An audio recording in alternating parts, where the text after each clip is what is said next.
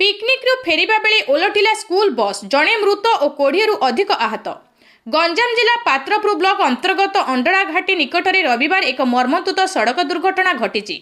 ब्रह्मपुर एक घरोई स्कूल शिक्षक और कर्मचारी मानू नहीं फेरुवा एक बस भारसाम्य हरई घाटी तलू खसी पड़ा फल जड़े महिला मृत्यु घटी बेले 20 रु अधिक जन आहत होती। मृतक जनक हेले ब्रह्मपुर श्री रामनगर अंचल रत्न बिशोई।